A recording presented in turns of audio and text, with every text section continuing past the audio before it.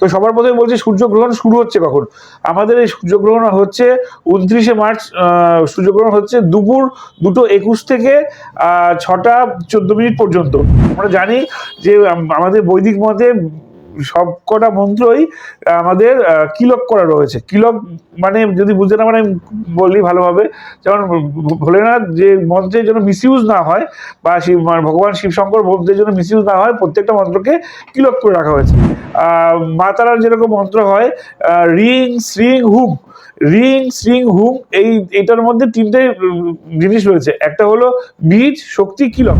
ওই 2:21 থেকে 6টা 14 পর্যন্ত আমরা নিরন্তর যে মন্ত্র আমরা জপ করি সেটা প্রচুরভাবে জপ করব, যেন আমাদের মন্ত্রের পাওয়ারটা বাড়ে। তো মন্ত্রটা কি, 3বার প্রথমে হবে, 3বার ক্রিং ক্রিং ক্রিং, তারপর 2বার রিং রিং, 2বার হুম হুম, তারপরে দক্ষিণা কালীকে আবার 2বার ক্রিং ক্রিং, 2বার রিং রিং, 2বার হুম হুম সোয়াহা।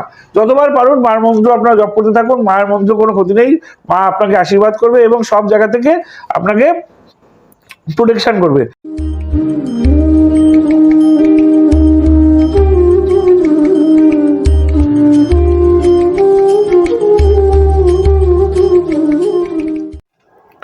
নমস্কার, রাষ্ট্রগুরু হিরোকে আপনার স্বাগত জানাই।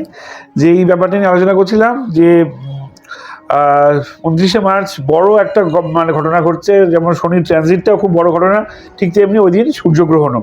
তো সূর্যগ্রহণ নিয়ে আজকে এই বিরাট আলোচনাটা করব। এই আলোচনাটা সূর্যগ্রহণ একটা বড়, প্রায় এরকম সূর্যগ্রহণ সাধারণত হয় না, কারণ শনির ট্রানজিট ওইখানটা বড় বড় গ্রহগুলো ওখানে রয়েছে, এবং সেই সঙ্গে সঙ্গে এই ট্রানজিটের একটা বড় প্রভাব সারা পৃথিবীতে 6 মাসের মধ্যেই আপনারা দেখতে পাবেন। তো কি করব কি না করব, কোন কোন মন্ত্র পড়বো, কি থেকে আমাদের বিপদ থেকে রক্ষা করা যায়, কি মন্ত্র করলে ভালো হয়, এগুলো এই আলোচনার মধ্যে থাকবে। আপনারা ধৈর্য ধরে শুনতে থাকুন, মানে খুব ইন্টারেস্টিং হবে এই সূর্যগ্রহণের এই আলোচনাটা। তো সবার প্রথমে বলছি সূর্যগ্রহণ শুরু হচ্ছে কখন। আমাদের এই সূর্যগ্রহণ হচ্ছে 29শে মার্চ। সূর্যগ্রহণ হচ্ছে দুপুর 2:21 থেকে 6টা 14 মিনিট পর্যন্ত। আমাদের এখানে সূর্যগ্রহণ দৃশ্য নয়, সূর্যগ্রহণ আমাদের দিকে প্রভাবও পড়ছে না। আমেরিকা, আফ্রিকা, রাশিয়ার কিছু অংশে সূর্যগ্রহণের প্রভাব পড়ছে, কিন্তু ওভারঅল সূর্যগ্রহণ যেখানেই হোক না কেন পৃথিবীর কিছুটা একটা প্রভাব আমাদের মধ্যে পড়ে। যার জন্য এই সূর্যগ্রহণে আমরা কি করব কি করব না এটা আমরা বলছি। সূর্যগ্রহণে যে জিনিসটা আমাদের করব সেটা হলো এই সূর্যগ্রহণের সময় আমাদের যে মন্ত্রের যে পাওয়ারটা বাড়ে। আমরা জানি যে আমাদের বৈদিক মতে সবকটা মন্ত্রই আমাদের কিলক করা রয়েছে। কিলক মানে যদি বুঝতে না পারেন আমি বলি ভালোভাবে, যেমন ভোলেনাথ যে মন্ত্রের জন্য মিসইউজ না হয় বা ভগবান শিব শঙ্কর মন্ত্রের জন্য মিসইউজ না হয়, প্রত্যেকটা মন্ত্রকে কিলক করে রাখা হয়েছে। এই জন্য আমরা যারা ইউটিউব থেকে বিভিন্ন মন্ত্র পড়ি বা আমরা দেখি পড়ি, তার একটা মিসইউজ যেন হট করে না হয়, যে তার উপরে রিএফেক্ট বা না হয়, কোনো খারাপ কিছু না হয়। ভালো হলে তো গুড, তার সঙ্গে সঙ্গে থাকতে গেলে মানে কিলকটা উঠে গেলেই ভালো হবে। কিন্তু হট করে পড়লাম, ভুল পড়ে ফেললাম, বৈদিক মন্ত্র তো এর জন্য কোনো ক্ষতি না হয়, তার জন্য ওটাকে কিলক করে রাখা হচ্ছে। তো কিলক ব্যাপারটা হলো, কিলক কথা হচ্ছে ক্ষীর। এবার কি রকম, যেমন আমি বোঝাই, মা তারার যেরকম মন্ত্র হয় রিং শ্রিং হুম, রিং শ্রিং হুম, এইটার মধ্যে তিনটে জিনিস রয়েছে। একটা হলো বীজ, শক্তি, কিলক। রিং হলো বীজ, শ্রিং হলো শক্তি এবং হুম হলো কিলক। এবং প্রত্যেকটা মন্ত্রের মধ্যে এরকম বীজ, শক্তি এবং কিলক থাকে। এবার এই কিলকটা যতক্ষণ পর্যন্ত উঠে না যায় ততক্ষণ পর্যন্ত মন্ত্রের কাজ শুরু হয় না। এই গ্রহণের সময় কিলকের প্রভাবটা কিন্তু কমে যায়। এবার কিলকের প্রভাবটা যখনই কমে গেল, তখন আমরা কি করব, আমরা এই মন্ত্রের প্রভাবটা মানে বীজ এবং শক্তি, এই মন্ত্রের প্রভাবটা বেড়ে যায়। তখন আমরা নিজেরা যেই মন্ত্র প্রত্যেকে গ্রহের জন্য যারা আমরা মন্ত্র ধারণ করেছি, সেই মন্ত্রটা ওই দিন খুব বেশি সময় গ্রহণের সময় আমরা বলবো। ওই 2:21 থেকে 6টা 14 পর্যন্ত আমরা নিরন্তর যে মন্ত্র আমরা জপ করি সেটা প্রচুরভাবে জপ করব, যেন আমাদের মন্ত্রের পাওয়ারটা বাড়ে।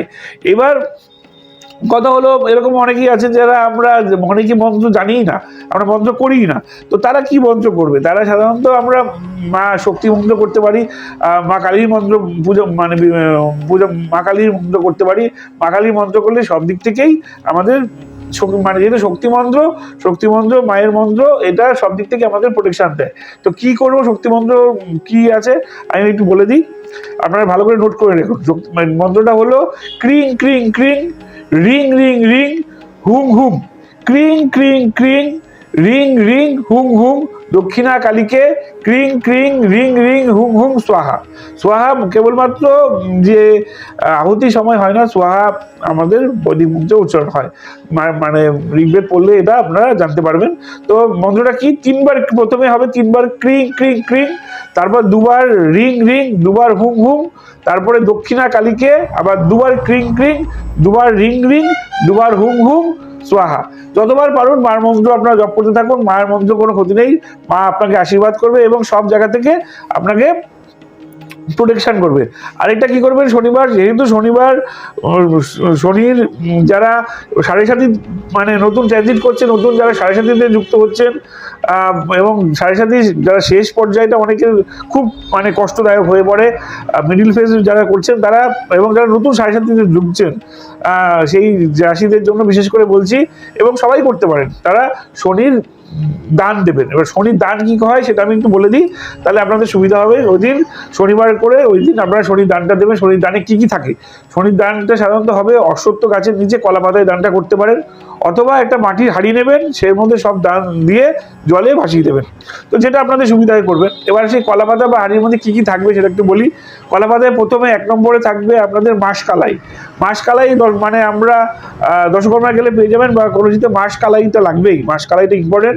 মাসকালাই নেবেন 1 মুঠো, যতটুকু হয় অতটুকুই মাসকালাই দেবেন 1 মুঠোতে। তারপরে নেবেন আপনাদের সর্ষের তেলের প্রদীপ, একটা সর্ষের তেলের প্রদীপ লাগবে, সঙ্গে কালো তিল, কালো তিলও 1 মুঠো পরিমাণ নেবেন, এবং তারপরে থাকবে আপনাদের কুলত্থ কলাই, সেটাও দশকর্মায় পেয়ে যাবেন, পোখরা সদর করতে কুলত্থ কলাই লাগে আমরা জানি, ওটাও 1 মুঠো কুলত্থ কলাই নেবেন। তার সঙ্গে আছে আমাদের মোষ দিতে হয় দান, সেটা তো সম্ভব নয়, তার জন্য আমরা দশকর্মা থেকে মেষলোম পাওয়া যায়, মেষলোম দেবেন, আর একটা লোহার টুকরো দেবেন, লোহার টুকরো দেবেন, নীল কাপড় দেবেন, ওটার সঙ্গে যদি সম্ভব হয় 5টা ফল বা মিষ্টি দিতে পারেন, নাও দিতে পারেন, সেটা সমস্যা নেই, ওটুকু করে আপনারা দান দেবেন। এই দানটা আপনারা করলে আপনাদের এই 2.5 বছর আপনাদের শনির যে কুপ্রভাব থেকে আপনারা ভীষণভাবে মুক্ত পাবেন। আপনারা করে দেখুন, যারা এই সাড়ে সাথীতে কষ্ট পাচ্ছেন তারাও করুন, যারা নতুন সাড়ে সাথীতে পড়তে চলেছেন তারা করুন, এবং যাদের হরস্কোপে বা দেখতে পাচ্ছেন যে যাদের জন্মকুণ্ডলীতে শনির সমস্যা রয়েছে তারা এই দানটা দিন, খুব উপকার পাবেন এবং আপনাদের এই শনির নতুন ট্রানজিটের কুপ্রভাব থেকে সম্পূর্ণভাবে মুক্ত পাবেন। ভালো থাকুন, সুস্থ থাকুন, নমস্কার।